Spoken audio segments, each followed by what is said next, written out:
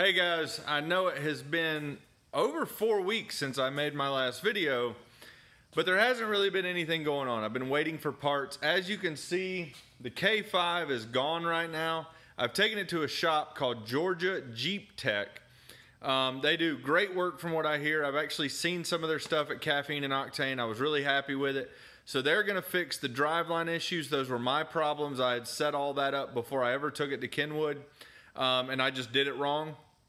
So they're gonna strip out the rear axle, put in some ladder bars, hopefully nice looking ladder bars, repowder coat the entire thing, redo the brakes, just get it ready where it's more turnkey to bring it back over. So that's over there. I have gotten some parts. Now, like I said on the Humvee, I ordered an Ultra 4 4L80. So 4L80 transmission built to Ultra 4 specs, billet internals, the whole deal.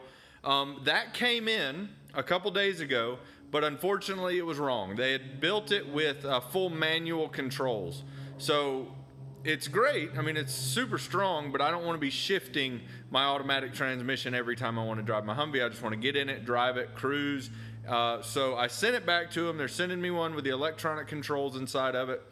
But man, that thing was gorgeous, beautiful. So let me show you some of the parts I've got in real quick. All right, so first, this came from Advanced Adapters. This goes from the 4L80 to the Atlas transfer case. Got some synthetic ATF from the guy who built the transmission. This is my billet converter. So, oh, it's heavy. That's gonna be on the back of the 6.0 that's in the Hummer. I also got a new flex plate, things like that. And then in this box, check this out. Are you ready for it? I'm not ready for it. Here, here we go. See it in there? See it in there? What is that? Atlas. So it's the 3.8 or 4-to-1 Atlas transfer case. I cannot wait to get that put in the Humvee. That's going to allow for 2-wheel drive, 4-wheel drive, 4 high, 4 low. Pretty standard selections. I didn't do a front and a rear. I just wanted really compact, really nice, simple, so hopefully it doesn't break. But that 4-to-1 and that 2-wheel drive, that's going to be kind of neat to have in the Humvee. And then, of course, the Humvee's sitting over here piled with junk because I've still been getting parts and things like that. But today, all I'm going to do is go under there. I'm going to drain the transmission. It is Friday. I don't have a lot of time up here. I'm really not even supposed to be up here. But tomorrow morning, about 5 a.m., I'm going to come up to the shop. I'm going to pull the transmission, transfer case, cross member, change the flex plate on the motor, and get ready so when that fixed transmission comes, or not fixed, but when the right transmission comes in, I can go ahead and bolt it in, put the transfer case on, and I'll just be one step closer to getting that done. And then with the transmission, I'm going to run the CompuShift computer, and then on the motor, when I go back to multi-port injection, I'm going to be running the Holley HP system. So that's the plan, at least right now. And I've got all these cool parts, and I've got a lot of really cool people helping me do it. So I'm excited about it. Now, as you saw in the thumbnail, I have purchased another vehicle. That's why I'm actually at the shop right now. I'm waiting for somebody to come get me so we can go down there and I can drive it back here. So I'm really excited about it. It will be a project vehicle. I paid nearly nothing for it.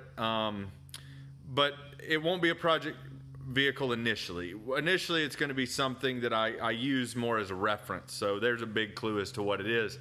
But let's go ahead. I'll wait for the guy to come pick me up, and then we'll go grab it. I'm super pumped. All right, guys. So I am still in my rental, and I don't know if I just told you or not, but the Hummer doesn't run, my K5 doesn't run, and my truck is broken. So I'm in a rental car. And I forgot to record it, but I did just go pick up the new project, and literally not even a mile down the road, the U-joint exploded in the rear drive shaft, and I had to pull off, I got it to a parking lot where there was no businesses.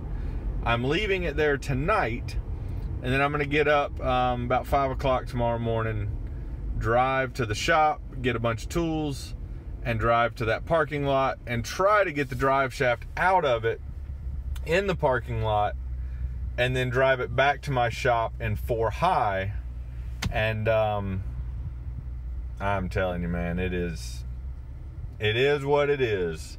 So I'm gonna fast forward to tomorrow and we'll see if I get to the shop or not.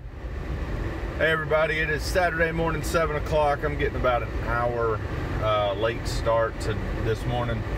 I've got the back loaded up with tools. I'm headed to the new project vehicle to hopefully get that drive shaft out of there. Now, I didn't think about it, but since I'm driving this, and once I fix that, I can't drive them both back to my shop. So I'm gonna just take the drive shaft out of it, put it in four-wheel drive, get it to a place where I know it'll be good for a while, right around the corner from where it is, and then I can fix the drive shaft, take the drive shaft back, and hopefully get somebody to kind of coordinate that with me.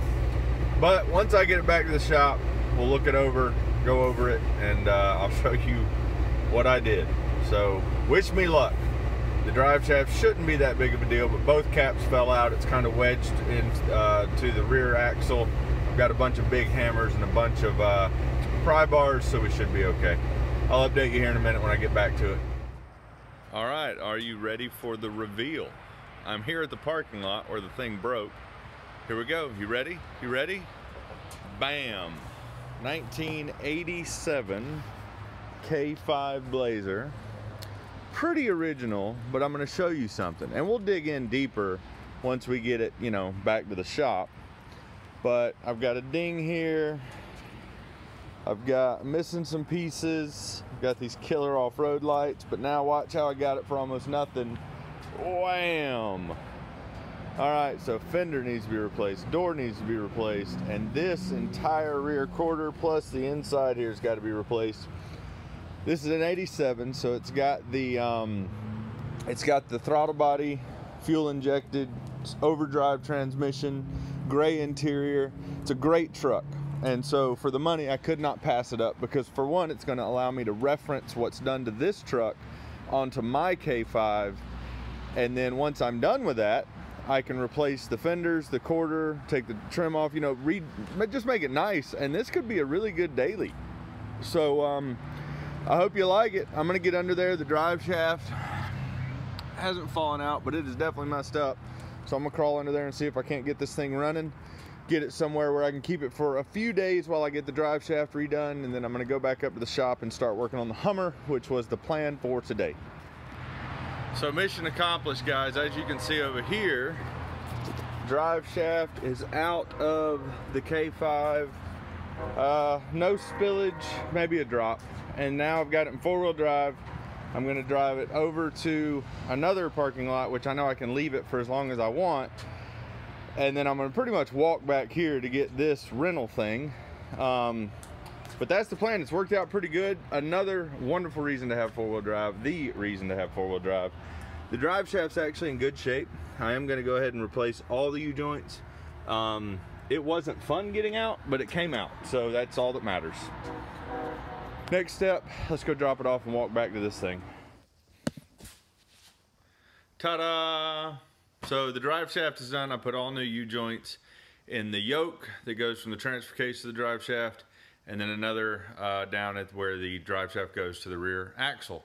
So it wasn't the funnest thing in the world. I don't want to do it much anymore, but I was glad I did. I learned how to do it. I learned a lot. I've actually never done U-joints before. It was a pain in the butt, but we got through it. I drove the new Blazer all the way from that parking lot I had it at to the shop. So let's take a look at it now. Now, one thing I didn't know is this is a 305. I did know it was fuel injected. Sorry about the lighting, but it's very original, and which is what I wanted. I didn't want something that anybody had messed with or touched. The only thing this has that I kind of don't like is it has an alarm system. You can kind of see and it's an older alarm system, and it's a huge pain in the butt. But everything else is original, and I know the sun's making it hard to see. Let's go over here. The valve covers don't leak. It's got the original air intake. Everything's original. It does have some duct tape here, which I do know the factory did this a little bit to keep cold air from coming through. Heater hoses look good. It is an aftermarket radiator because it's plastic, unless maybe they did plastic radiators in 87, I'm not sure. All the belts look decent. That belt right there has a little bit of wear on it. But the motor looks good. I've already shown you the body damage on the passenger side. So pretty much the entire passenger side has to be replaced. I've rolled the windows down because why not? It's a Blazer. Solid back glass. Spare tire holder still in here with a spare tire. The carpet is dirty, but it's here. Panels are here. They're dirty too. The interior looks good. I mean, for what I paid for it, it is in great shape. I mean, it needs a lot of stuff if I do want to make it a daily. The rear bumper's been replaced, but it's about as thin as cardboard. The carpet, the door panels, all of it's here, which is what I wanted. It's not in good shape, but it's here. Steering wheel's actually in really nice shape. Center console, both seats, back seat. It's 4-wheel drive. The air conditioner actually blows freezing cold. Heat works, e-brake, all the knobs and switches, and I mean, just everything is here. It's a complete truck, which is exactly what I wanted. It's got all the trim pieces in place. I needed this because I want to reference it as I'm building my Blazer again, now that I got it back from Kenwood. There is a little bit of rust right here. It's not horrible, just wire wheel. Some under the trim. So what I'm going to do now is I'm actually going to work at pulling the carpet out of it, because before I move forward with this, deciding whether this is going to be a project truck or just a parts truck, I'm going to pull the carpet out and see how the floors look. If the floors and the sheet metal and the floors and the rockers are all good, then I will probably semi-restore this truck into kind of a cruiser. Daily drive, not a daily driver, but a cruiser. There's no rust under there. Yeah, I mean, it's just in good shape. It's got 33 1250s, which I love the rally wheels. I don't love the tires. They are extremely dry rotted. So I've got to replace those. A little plane going over. But yeah, other than that, it's a really good truck. So I'm excited about it. I'm excited to get it. I'm excited to be able to work this thing in between the Hummer. But right now, I do need to go, and I'm going to drain the fluid because I haven't even touched that thing today. I'm going to drain the fluid out of that transmission transfer case so I can go ahead and get ready to pull it. And while that's draining, I'll pull the carpet out of this thing. And leave your comments below. Tell me what you would do with this.